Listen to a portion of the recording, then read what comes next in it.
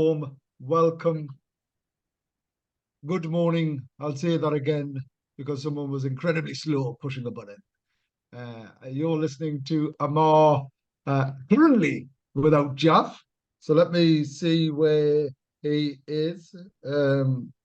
I know that he's traveling to not quite the Outer Hebrides, but certainly down south, I think.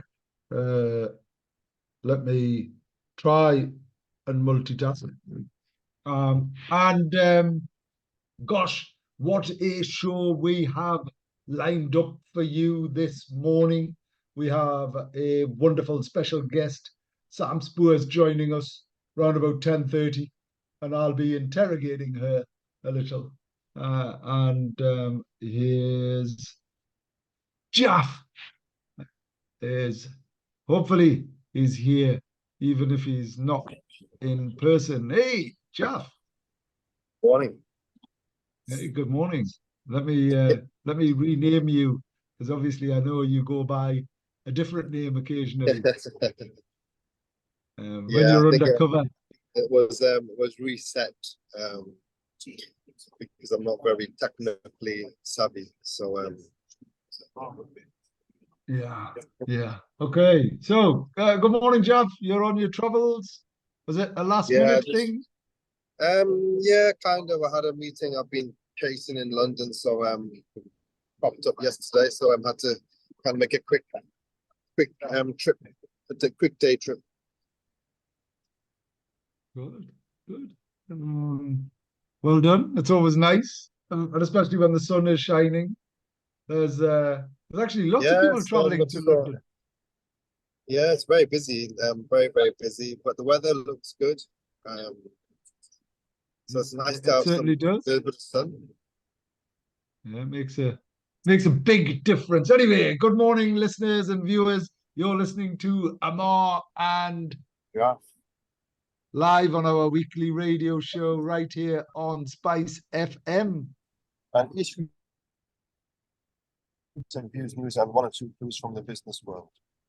Yeah, Asian Business Connections aims to connect, support, and promote the Asian and wider communities.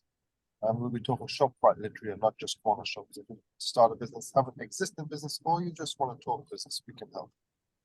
We can help. We can help. And as I mentioned earlier on, we have an extra special guest joining us 10:30. Sam Spoors from TalentHeads, a wonderful ambassador leading the way on leadership, development, culture in organizations, an element of human resources, but not your dry element of human resources, more the how do you develop your team, how do you develop your culture.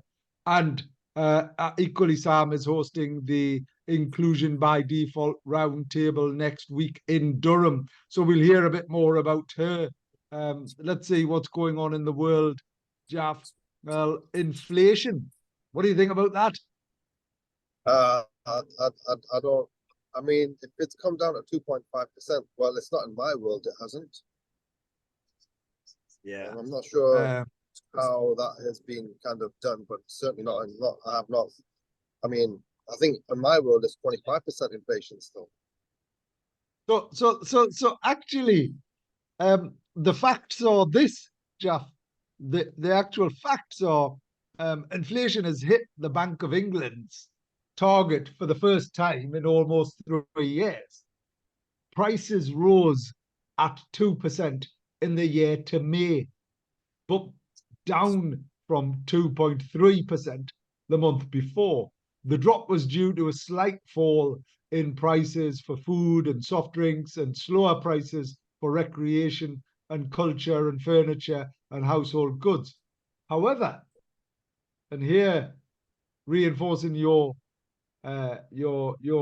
comment, food prices overall are still 25% higher than at the beginning of 22. So I mean, obviously, well, you've read this. I did genuinely. I haven't sat down and done any sums on all, but overall, I think, as you've just said, it's the figure is 25% because that's what I'm seeing. I'm still seeing suppliers calling us up last week saying that I'm really sorry, but the price of chicken has gone up because of A, B, C, and D reasons, and it doesn't go up by a pound here or a pound there. You know, they put it up by 8 quid or 12 quid a box of 5 kilos. So I think inflation figures, maybe that's what they need to show for, maybe it's election season, so who knows, and anyone can pluck up some figures based on the inflation of a particular product, but is that the same overall universally? I'd like to think that the figures quoted or haven't been impaired in any way. I'd like to think that. But anyway, what the next bit is slightly more interesting in that the Northeast small businesses see slowest profit growth. So Northeast small businesses, according to Sage, have shown that small businesses in the Northeast are seeing the slowest growth in profits despite easing financial pressures. I'm not convinced there are easing financial pressures. The cost of money is ridiculous. You know, something like a property type finance deal that you could have easily done, 5% was expensive a couple of years back. They now want 10 to 15%. 10 to 15%, Jeff, on property deals, commercial property deals. What, in terms of fees? As in rates. What it is crazy. Are you talking anyway, about bank so rates? Sage, sorry? Are you talking about bank rates or prepayment rates? I'm talking about broader lending rates outside of traditional banks. But even banks, banks, I've spoken to a couple of banks recently on some deals, and they've quoted 10%. Unbelievable, isn't it? It's crazy. It's crazy. And that's despite that's not highly leveraged finance. That's not where that's where you're putting in 50, 60%. So it de-risks the project so much. Anyway, Sage are saying that small businesses in the Northeast are seeing the slowest growth in profits despite the financial pressures. However, the main finding is that small businesses are seeing pressures subside in line with falling costs in the past year. I'd love to know who Sage spoke to. Compared to other regions in the UK, the Northwest saw the largest increase in profitability. East of England, Yorkshire and Humber also performed strongly. Northeast saw the slowest growth, but it remained positive. The report showed that businesses are financially healthier, with cash balances up 4.8% and average debt reduced by 11.6%. I'm always curious by any survey and statistics and data, because it depends on A, who you talk to, B, when you spoke to them. I might feel a lot more optimistic on a Friday than I do on a Monday. There's a whole range of factors that go into people's moods, is what they do, Jeff. Yeah, I'm not too sure about all of that in terms of the Northeast outperforming. Maybe they are, but I think just across the board, I think it's really tough in all areas. But maybe the Northeast is a football. Will that have something very positive to do with things? I think so. Can I check tickets, please? I'm not in. I think so. Check tickets, please. Anyway, you can tell this is a live show because someone's asking me for a ticket, but is what they are. I mean, I think there's probably some discrete factors, Jeff, that exist in Newcastle. You couldn't argue the same if you went to Gateshead or North Tyneside, Northumberland, Durham, yes, there is undoubtedly a ripple effect. And actually, there was a whole range of events that have been going on, from inward investment to Atomicon to a whole range of big, big conferences that have come to the Northeast this week, and in particular Newcastle and Gateshead. So there's some great things going on. There's a real buzz, but does that translate into actual profitability, financial well-being, and such like? I am not convinced, uh, to be honest. I think things are getting harder for businesses. Things are getting harder for people, and things are getting harder for communities. Think so. That's what I'm generally feeling. I think the wider geopolitical stuff, and I've just seen a tweet from RFK, Robert Jr. Kennedy, and in America talking about the BRICS, the formation of the BRICS, which is an alliance between well, it's from Brazil, Russia, India, China, and South Africa. It started originally with those countries, but now apparently there's another 59 other countries that want to be involved. And if they form a alternative global financial system, wonder what the implications are going to be on our economies, because I think they have a lot of the manufacturing, they have a lot of the oils, they have most of the resource, and if they start to play hardball, I think that'll impact us even further. I'm just wondering, we've experienced the pandemic, we've gone through Brexit, we've gone through the Ukrainian war, all of which were excuses to say that our prices have gone up, things have become more difficult, and that's been an ongoing, continuous escalation of things getting from bad to worse. And I'm just wondering, is it going to stop? Is it going to get better? Or are things do we need to plan ahead with things getting a lot worse than where they are at the moment? Yeah. And it is a little concerning, but actually the monopoly generally across the globe has been held in by the dollar, right? Because oil has always been traded in the dollar. The world's most premium resource has been pipped. Yeah, but the Saudis have just announced they're not going to trade with the dollar anymore after their contract expires next year. Well, I think there's a seismic shift, and understandably so. Why should any particular country dictate how other sovereign nations operate financially? I think there needs to be more of an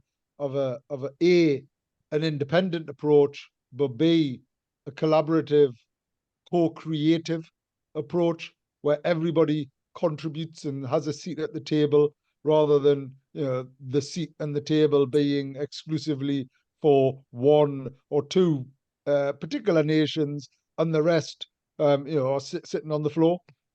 So yeah, I think it's incredibly interesting times. I think coming back to this particular topic around inclusion, Jalf, this is why inclusion is about belonging. It's about some tolerance of understanding, and in certain examples, it's about acceptance. But it shouldn't be about everybody looking and feeling the same. And one of the biggest challenges for employers right now, right, every organization, is recruitment and retention. But some organizations are being forced to take a quota type of arrangement. So just very briefly, Why is diversity and inclusion recruitment process important? Well, developing an inclusive culture, inclusive recruitment equips the organization for success on every level. And we've spoken about this, the diversity in your workforce. It helps you attract and retain diverse talent. So creating a diversity and inclusion recruitment process helps your organization attract and retain diverse talent. You're taking action to create a diverse workforce, which gives you the opportunity to strengthen and progress your organizational culture, create a safe workplace. It's also the law. So 6 top tips to develop diversity and inclusion recruitment process. Understand why you're doing it. Think about how you're developing jobs and recruitment channels and application processes. Offer reasonable adjustments and support hiring managers to make the best inclusive decisions. But above all else, from my perspective, you should be recruiting people because they're the best person for the job, shouldn't you? Yeah. Yeah, we've always said that, whether it's boy, girl, black, white, and that's how it should be. It should, and there should be a mechanism and support for um, um, for those underrepresented, right? Jeff, think about it. I mean, how many times have we been to an event and we felt so uncomfortable? So uncomfortable. Yeah, I mean, there's been a few, but then on the same token, on the reverse of that, we have been to a lot of events and you've just felt a part of it, regardless of skin color or what we do. So, And, it does work both ways. but I'm saying, definitely... no, it's a great point. Yeah, it's a great point, and it's actually really well made, because this is what I'm saying. So you might feel a bit uncomfortable, right? But after a couple of times, when they realize that you talk the same, you walk the same, you dress the same. Well, maybe not you. Anyway, as in there's all of these similarities that exist, right? And just because you don't follow the same religion, or you might not share the same beliefs, or you might be a different color, doesn't mean that there's something wrong with you. I'm really proud of us sort of breaking down the barriers. What it's meant is over the years we've seen more and more people get involved and engaged, and sort of taking an interest.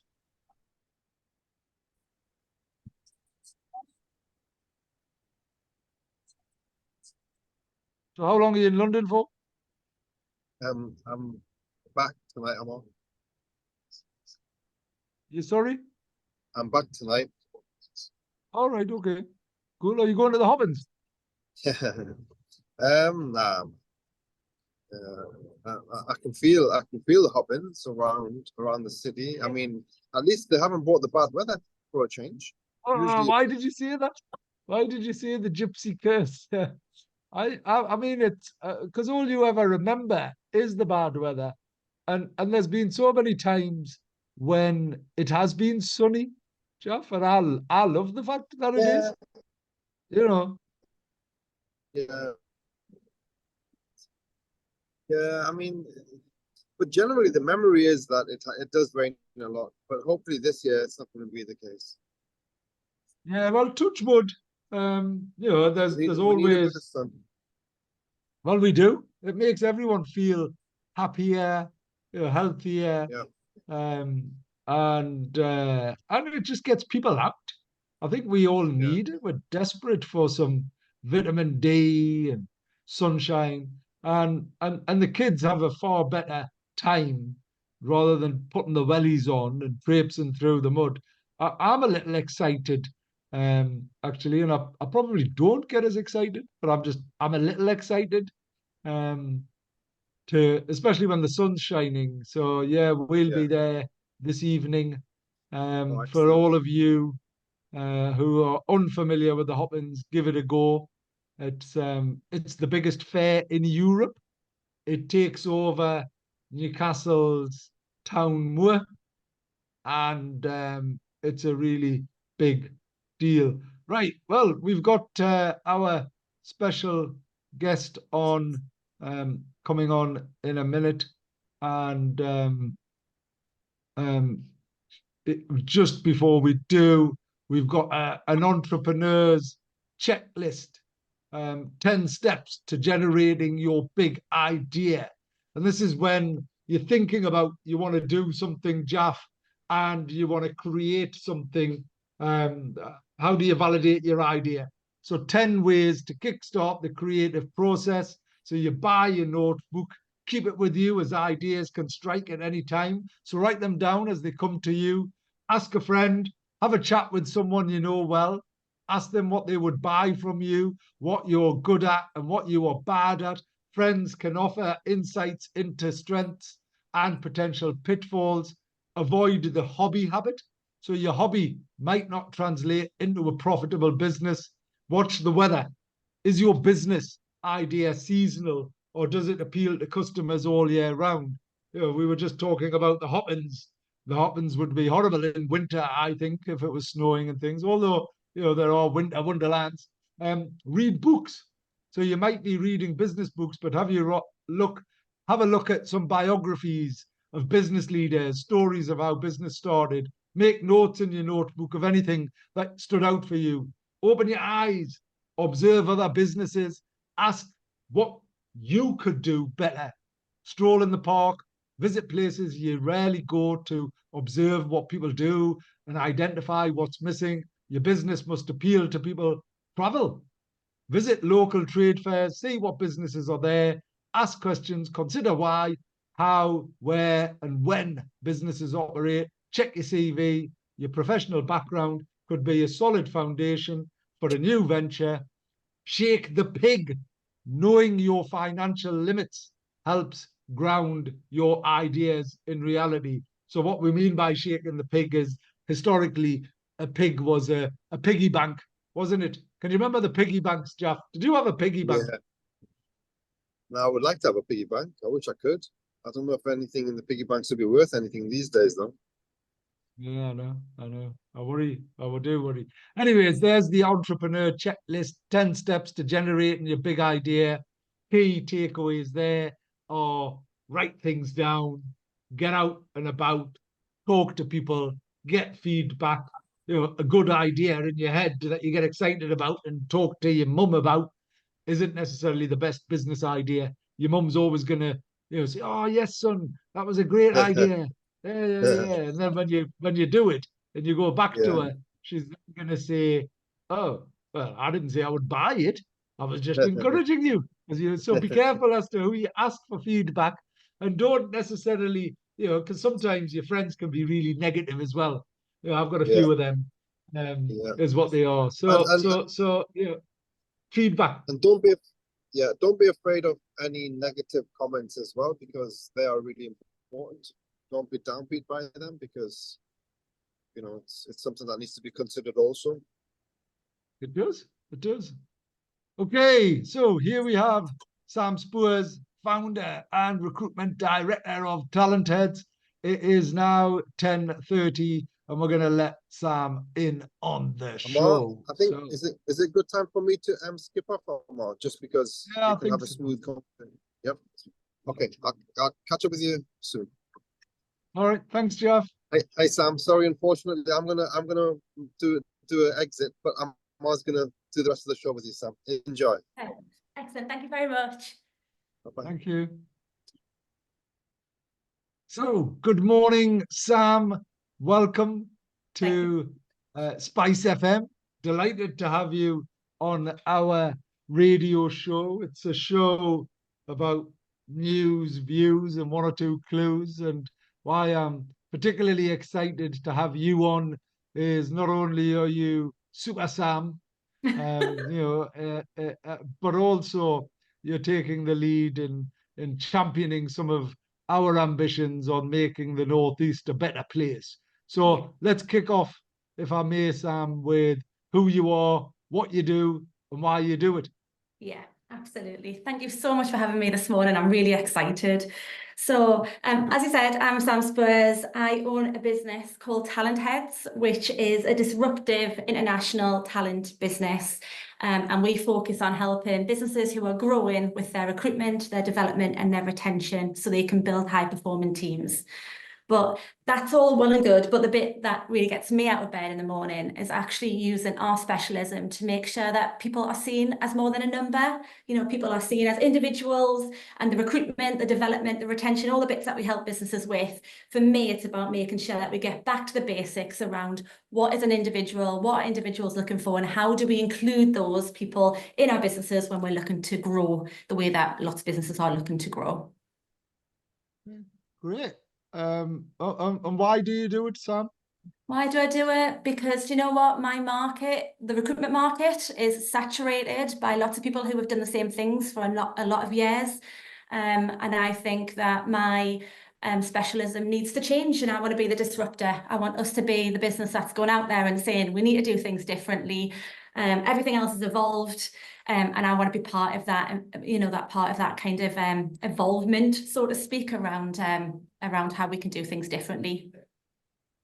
Brilliant, brilliant. So, just a little bit of context on this show, our audience, and I'm probably going to ask you some stupid questions, right? Good. And the reason why I say that is they're the best questions. Yeah. So our audience, so Spice FM, community radio show, been going for a very long time, as has our show. I feel incredibly old when I think about it, but we've been doing this for gosh, like 13, 14 years now. So Jalf and I have been co-hosting this show, and one of the reasons is not only to share some of our experiences and knowledge, but get experts like you on. It's also an excuse for me and Jalf to catch up because he's a really good friend, right? So every Friday we catch up and have a bit of a chin wag. Our audience ranges from diverse communities, you know, people sat at home, to business leaders, community leaders, political leaders, and people internationally.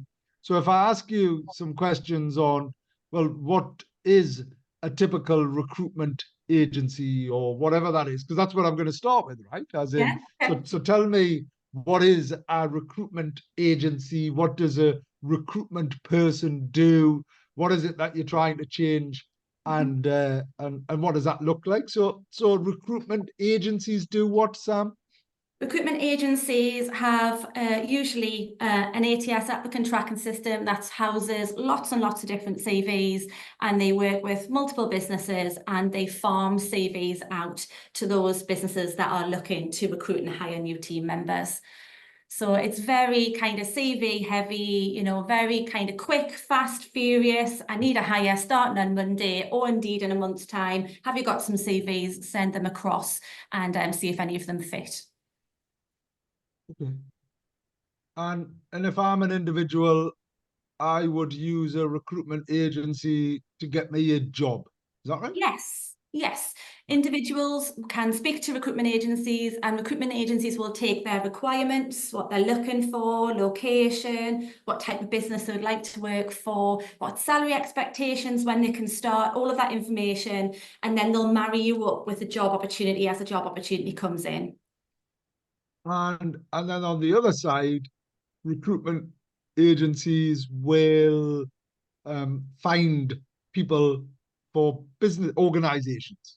Yeah, they can headhunt, so they can go and tap people on the shoulder who they believe match the requirement of the role, and feed them with more information about the business and the opportunity, and try and get them included in the recruitment process on behalf of the business.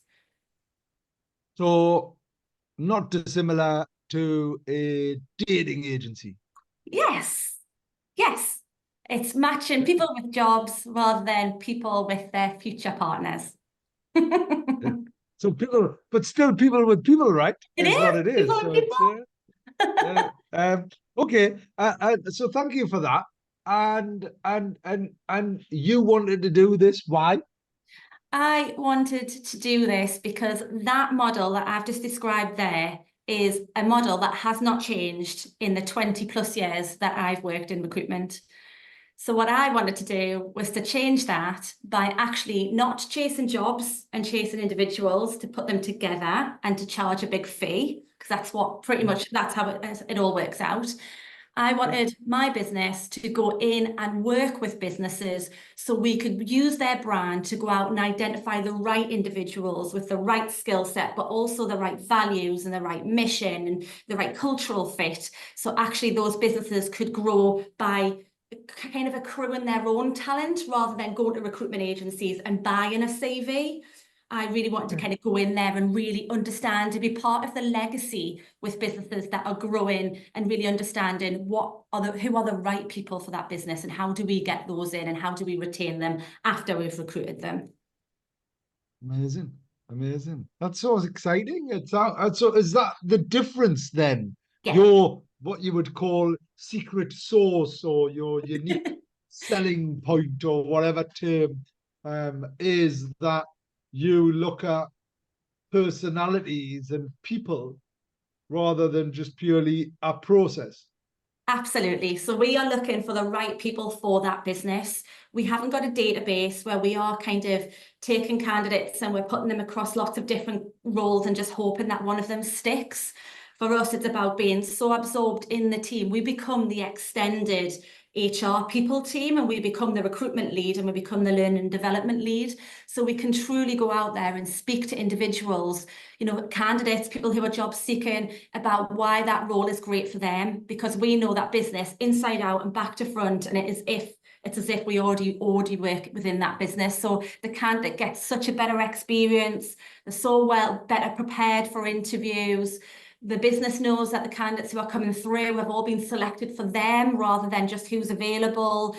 It's just a very different way of thinking, and we don't charge placement fees as well, which is important. So what does that mean then? You don't charge placement fees. What does that mean? So stereotypically within the industry, one individual is successful, then the company pays the recruitment agency a fee for that appointment. For us, it's about quality. So I don't really care how many people we get for the businesses that we support, because for us, it's about going out and finding the right people and looking at things like your employer brand, looking at, you know, who are the type of individuals that we're looking for and all those type of things instead. So people buy time from us rather than by people. And I think that just ensures the quality and the long term is there rather than this kind of hand-to-mouth, knee-jerky, let's just try and fill this role as quickly as possible. And one of my pet hates is putting bums on seats. I don't believe in that. It's more about, you know, taking the time, the consideration, working more strategically to identify the type of individuals who are going to really work best in those businesses. And do you, as part of that support, Sam, do you work with businesses on their broader culture and their broader talent retention and recruitment? Because in certain circumstances, and I don't know, this is a question, an organization might go, right, well, we need to go out and find somebody, whereas actually someone coming in and looking at how they already operate and whether they've got the right people in the right role doing the right things might bring a lot more efficiency to them. Yes, absolutely. So the 4 things that TalentHeads do are talent strategy. We become the internal recruitment team for growing businesses. We become the internal learning development team for growing businesses, and we coach. So for us, we believe if all 4 of those elements come together, then you will get talent success. So the talent strategy side is absolutely, you know, working with the senior leaders in the business, working across the business as well, because I think that's really important when you establish values and things too. but really working with the business to understand, yeah, what are our values? What is our EVP, our employee value proposition? Who have we got currently in teams? What are the skill gaps? What are our competitors doing that we need to be aware of? How do we make sure we get the talent over our competitors? You know, all that kind of analysis. Once we get the people in, what are we going to do with them to retain them? How are we going to engage them? How are we going to help them thrive? So we've really got one section of our 4 offerings, which purely just looks at the, right, what is the organisation? What do we need? What is the long-term plan? How do we get all of our ducks in a row, so to speak, so that then we can go out and recruit and then retain the people?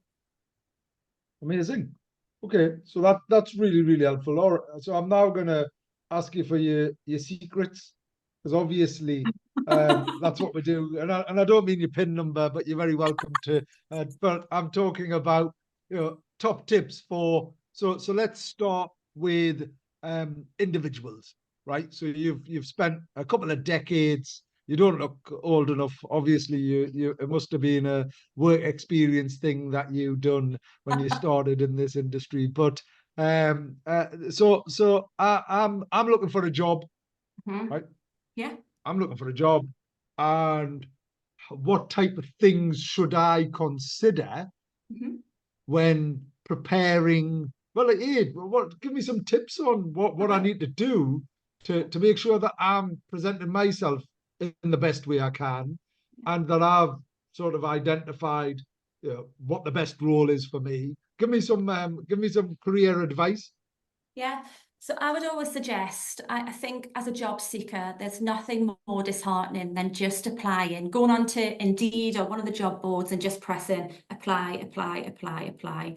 And we see on LinkedIn loads of people saying, I've been job searching for 4 months or 10 months or 12 months, and it becomes really disheartening, and people really start to take a bit of confidence off people. I think job seekers, the best way to do your search for the right role is to start researching the types of businesses you want to work for.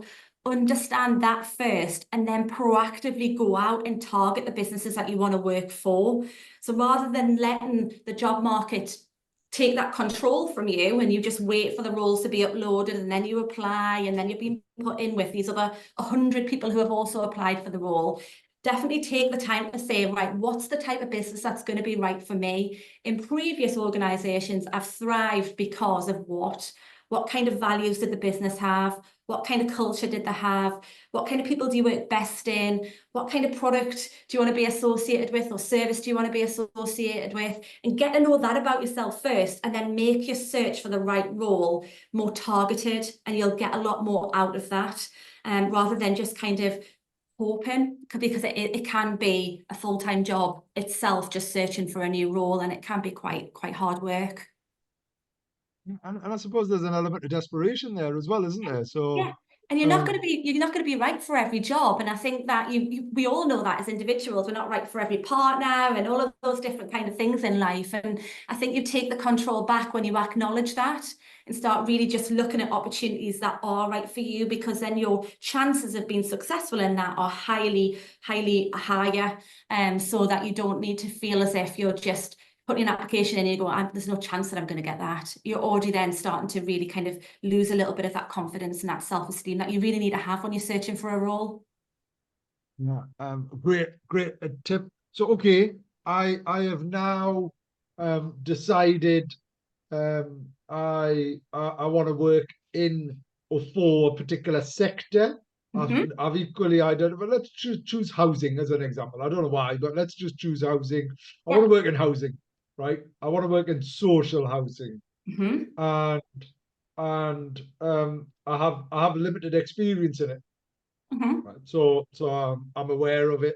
My family might have had some properties, and actually the reason why I want to do social housing rather than private housing is it makes a bigger difference to the people who need it. And there's some, you know, I've got an attachment to that, and I want to do something. What type of things could I do, Sam, to improve my chances of, well, how do I better understand who's out there, and then how do I improve my chances of getting past the first stage? Yeah, I firstly got to say that if you identify a certain sector because of its purpose, you're in a much better position when you write your cover letter or you start to engage with decision makers within that business.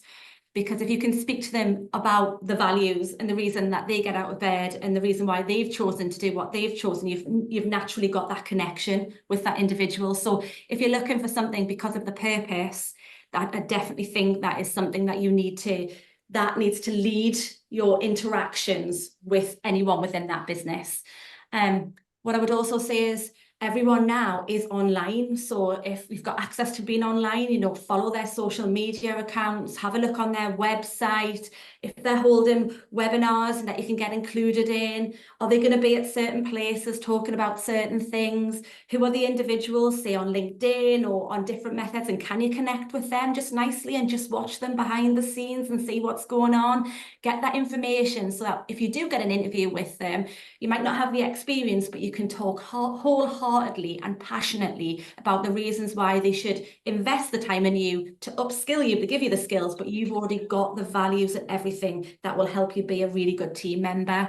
So yeah, my advice would be, if you want social housing, have a look on Google, have a look on, you know, do a search. Where are the housing providers? Who are the main contacts within those housing providers? Where are they? What are they doing? Follow them, absorb as much information as possible, and then get yourself something together that basically says, this is why I want to work for your business, and reach out to the appropriate person and say, I'd love to chat for a coffee. I'm really keen about what you're doing. You might not have an opportunity for me right now, but I am looking right now. Can we connect? Can we have that interaction?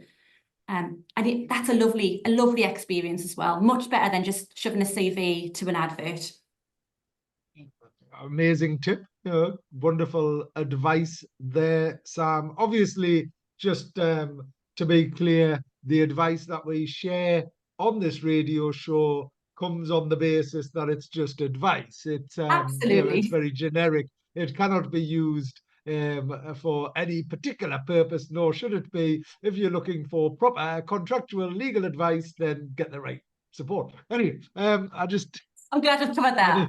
I need to, well, only because then, you know, if someone goes, well, you know, gets charged for stalking or whatever it is, because I'm not promoting stalking. I'm not promoting stalking. No, but as in there is a balance, and actually, I say that with a little bit of tongue in cheek, because all too often people sort of stop on the first hurdle.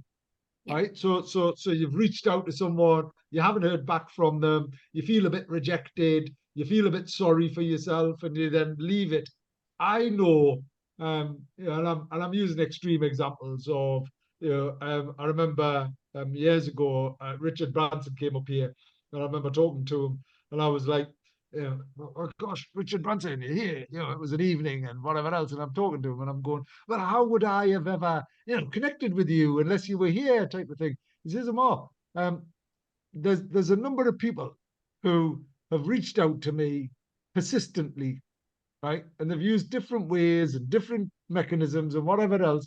And he says, you know, those that show persistence, eventually, I have connected with. Yeah. And I've responded, and I've gone, oh my gosh, I would never have thought of just reaching out. And I mean, this was ages ago, right? This is before, I think this is when everyone was communicating on Etch-a-Sketches or whatever it was. You know, I don't think digital devices existed then, but I remember having a pager, but that was a different era, is what it was. But your point around, you know, sort of following people up, doing your research, showing and sharing your passion, I think is key, right? Yeah.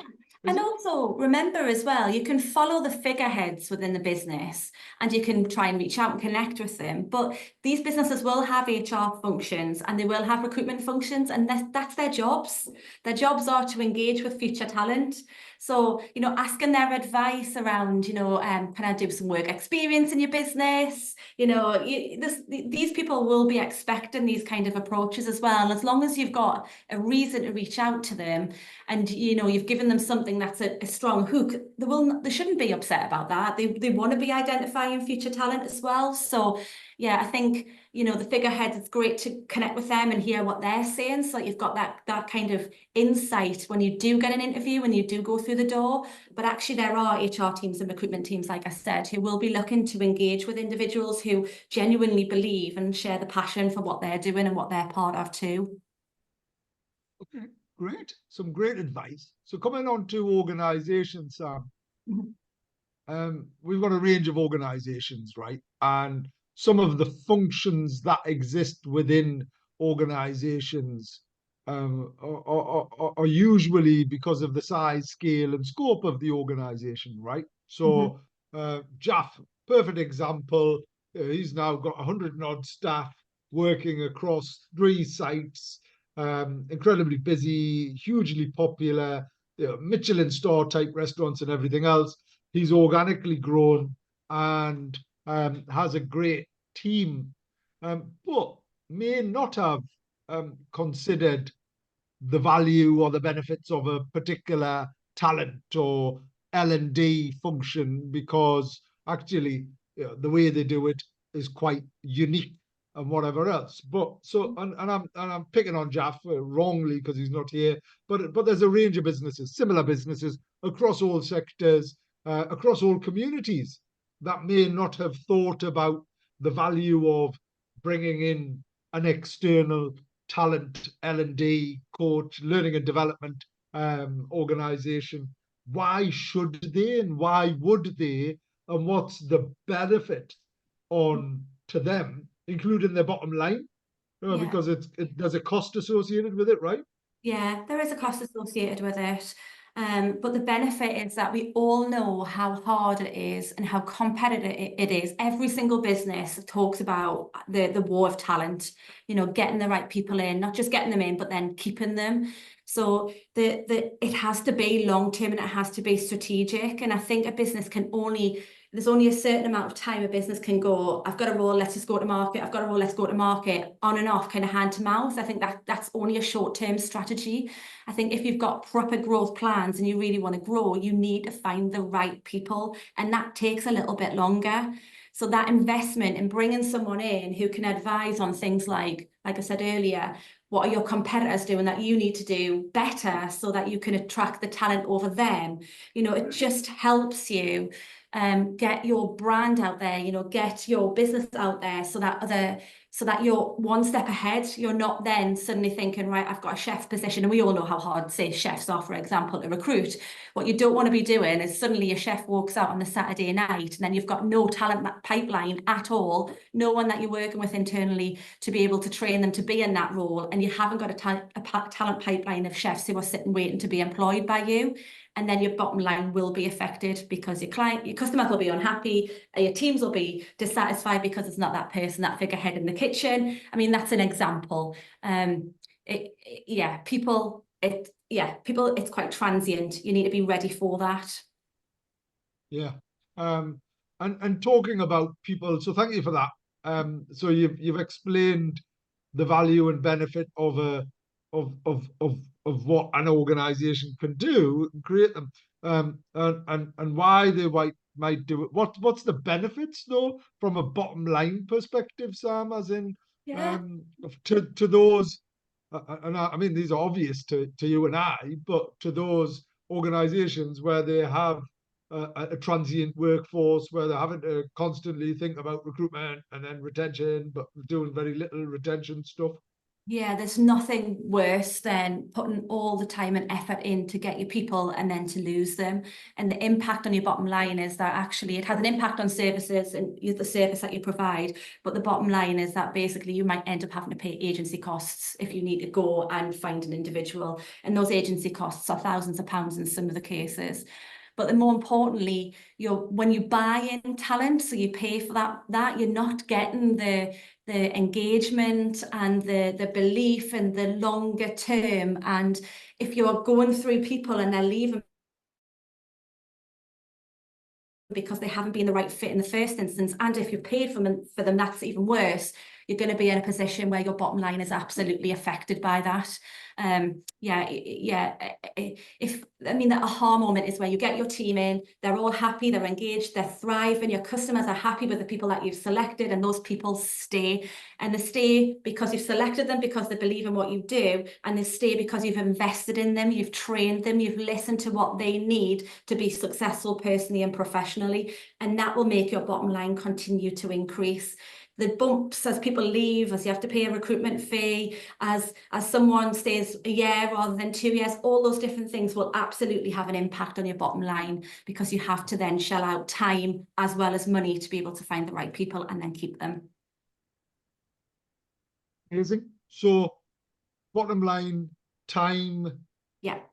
Time is money. Time Literally. is money. Yeah. You know, and every time you bring someone new in, you then I think there's a cost between £10,000 and £30,000 is the suggestion to what it is. Sam, yeah.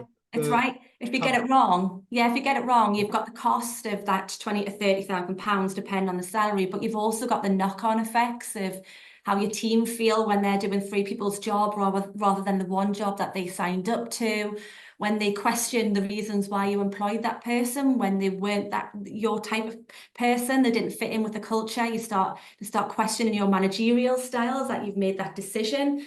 The time that other people have invested in that person as well, doing shadowing with them and uniforms and all of that sort of stuff as well. That's all costs to the business that would have been accrued, and that person just walks out the door and you've got to start all over again. It is, and you do. So really top tips and advice. Sam, for the last 2 minutes or so, want to talk about inclusion and what it means to you, please, because you're one of our Inclusion by Default champions. You're kindly hosting a roundtable next week, and I'm equally excited about that. But what does inclusion mean to you? Inclusion means to me around being able to maximise the talent and include everyone in our communities.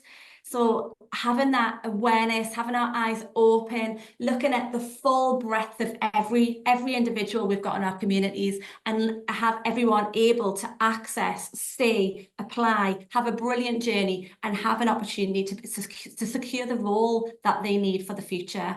So for me, it's about maximising talent pools and making sure individuals have the opportunity to grow within our communities through employment. And I love that response, because it is about people. That's what inclusion is all about, right? It's people finding a space, their own place, being tolerated and accepted in certain places as well.